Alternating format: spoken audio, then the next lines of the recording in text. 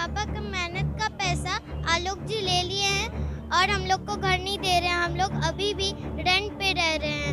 हम लोग पापा जी को फीस देने में, स्कूल फीस देने में बहुत प्रॉब्लम होती है। स्कूल से बार बार कॉल आता है, please PM uncle, CM uncle हम लोग का बात सुनिए। नमस्कार, आप एचएस बिहार देख रहे हैं। मैं हूं अक्षय आनंद। पॉलिटिकल न्यूज़ की कवरेज करते हुए जब हम डाक बंगला से अपने ऑफिस की ओर बढ़ रहे थे तो सड़क पर एक नज़ारा दिखा है। कई सारे लोग अपने हाथों में मोमबत्तियां लिए खड़े हैं। पावर वेलफेयर ऑर्गेनाइजेशन, इनके अलग अलग प्रॉब्लम्स हैं जिसको लेकर के यह सड़कों पर खड़े हैं।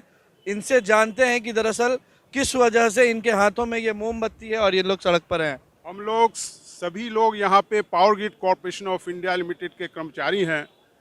सन 2014-15 में हमारे यहाँ से अग्रणी होम्स का लगभग 425 फ्लैट्स बुक हुआ था, जिसमें सब लोगों ने मिलकर लगभग 30 से 32 करोड़ रुपया उनको दिया था। आश्वासन ये था कि 3 साल के अंतर्गत फ्लैट बना करके दे देंगे, लेकिन आज जो है 2020 हो गया। बीच में बहुत प्रयास हुआ, लेकिन अब तक फ्लैट नहीं मिला, ना कुछ काम हुआ है। इस बीच में ये भी मालूम हुआ कि उन्होंने अपनी ऑफिस भी बेच करके अन्यत्र चले गए हैं। हम लोगों से संपर्क नहीं हो रहा है। विवश होकर हम लोगों ने ये कैंडल मार्च किया है। इसके आगे भी हम लोगों का उद्देश्य यह है कि इस कैंडल मार्च के माध्यम से हम बिहार के मुख्यमंत्री जी और यूपी के मुख्यमंत्री जी का ध्यान आकर्षित करना चाहते हैं कि वो हम लोगों की समस्या को देखें और यहाँ के जो श्रेष्ठ अधिकारी हैं, उच्चतम अधिकारी हैं, वो भी हम लोगों की समस्या को देखें और इसके जो प्रोप्राइटर हैं, इसके जो डायरेक्टर आलोक कुमार, उस पर कठोरतम कार्रवाई करें और जो भी जो है कानूनी कार्रवाई कर करके अब हम लोग चाहते हैं कि हम लोगों का जो पैसा इन्होंने लिया है उसको रिफंड कर दें, लेकिन संपर्क नहीं हो रहा है। इसीलिए आज हम लोगों ने कैंडल मार्च किया है। हम लोग इस लड़ाई को जारी रखेंगे और हम लोग भूख हड़ताल पे भी, आमरण अनशन पे भी बैठेंगे ताकि हमारी गाढ़ी कमाई जो है वो वापस लौटे। बहुत खेत के साथ ये भी करना पड़ता है कि हमारे बहुत सारे कर्मचारी रिटायर होने के बाद अपना पैसा इसमें लगाए थे। बहुत सारे लोगों का देहांत भी हो गया और उनके बच्चे दर दर भटक रहे हैं। विवश होकर हम लोगों ने कैंडल मार्च आरंभ किया है और आगे भी हमारी लड़ाई जारी रहेगी। कंपनी से कोई बातचीत, कोई जवाब? कोई जवाब नहीं मिल रहा है। बहुत दिनों से उनसे संपर्क ही नहीं हो पा रहा है, वो लापता हैं। प्रशासन की ओर से कोई बातचीत अभी तक नहीं हो पाया है। वही उद्देश्य यही है, वही उद्देश्य है। रेरा में हम लोगों ने केस फाइल किया था। कुछ लोगों के फेवर में जजमेंट भी आ गया है कि हम लोगों का पैसा जो है विथ इंटरेस्ट और जो हमारे लीगल एक्सपेंसेस हुए हैं उसको लौटाया जाए, लेकिन इस पर भी अभी तक जो है अग्नि होम की तरफ से लगभग कितने पैसे फंसे होंगे? लगभग 30 से 32 करोड़ रुपए। तो 30 से 32 करोड़ रुपए फंसे हैं। यहाँ पर एक बच्ची भी हाथ में कैंडल लिए खड़ी है और भी लोग हैं परिवार के।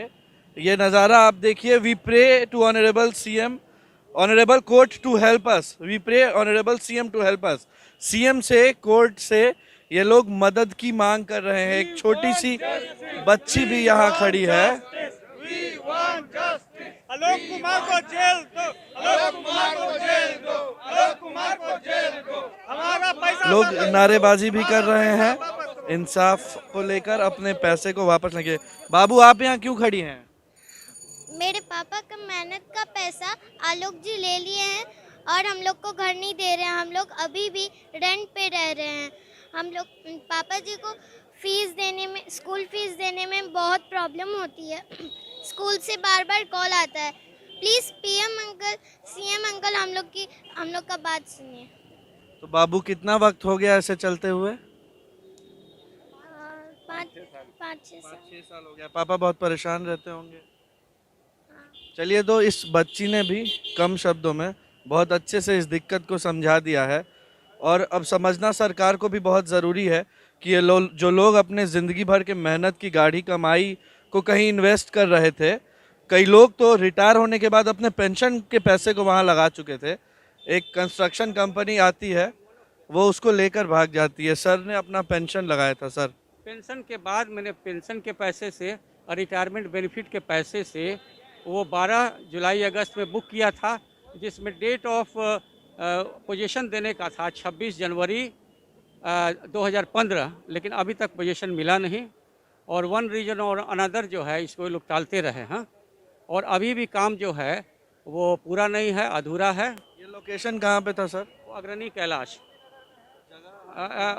वाल्मीकि के नज़दीक में, गोविंदपुर, पटना। ये एक्चुअली में मिस्टर आलोक जो हैं, ये ख्वाब का जो जाल इन्होंने बुना है, जाल ही मैं कहूँगा, क्योंकि वो एक जगह नहीं, ये सरारी में, ये रामकृष्णा नगर में, ये सगुना मोड़ के पास, ये वहाँ संपत चक के पास, ये बनारस में, इनका काम और कुछ भी नहीं था। उद्देश्य इतना था, लोगों को धोखा देना।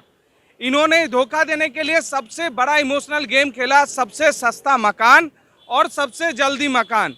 इसके लिए उन्होंने क्रिस गेल को बुलाया, सबसे वन ऑफ द ओल्डेस्ट, मैं उनका कस्टमर हूँ, जब से फॉर्मेशन हुआ तब से हूँ। लेकिन दुख की बात यह है जो आज तक उन्होंने पैसा नहीं दिया है। मेरे साथ ऐसा घटना नहीं है। एक मेरे श्रीमान हैं, उन्होंने अपनी गाड़ी कमाई ये सोच के दे दिया जो आगे चल के वो पैसा जमीन, वो घर को बेच के अपने बेटे को बाहर पढ़ने के लिए भेजेंगे। आलम ये है 5 साल बीत जाने के बाद भी 10 पोजेशन के डेट से 5 साल से 8 साल बीत गया, नहीं मिला है। और इसमें सबसे बड़ी गड़बड़ी क्या है कि नियम ये है कि बिल्डर कोई पैसा जो खर्च कर सकता है वो इंजीनियर, आर्किटेक्चर और जो चार्टर्ड अकाउंटेंट के सिग्नेचर के बाद कर सकता है। कोई भी एक्सपेंस करना है तो बैंक से निकाल सकते। ये सब कुछ हुआ नहीं। रेगुलेटरी अथॉरिटी ने इस पर बिल्कुल ध्यान नहीं दिया और ये चीज़ चलता रहा। अगर ये चीज़ हुआ रहता तो ये बिहार में एक भी धोखाधड़ी का मामला नहीं आता। एक मेजर डिफॉल्ट है ये। हाँ, तो हम चाहेंगे कि लास्ट इस वीडियो का सीन इस बच्ची के चेहरे पर रहे और शायद इसका चेहरा, इसकी परेशानियां ऐसी हों जिससे सरकार या प्रशासन को थोड़ा फ़र्क पहुंचे, उनके कानों पर जू रेंगे। और इन तमाम लोगों के लिए जिन्होंने अपने ज़िंदगी की बड़ी कमाई उस छोटे से आशियाने में लगा दी, जो 8 साल बीत जाने के बाद भी या 5 साल बीत जाने के बाद भी नहीं मिला है, उन्हें मिले। आप कमेंट बॉक्स में अपनी प्रतिक्रिया हमें बताएं। आपका बहुत बहुत शुक्रिया।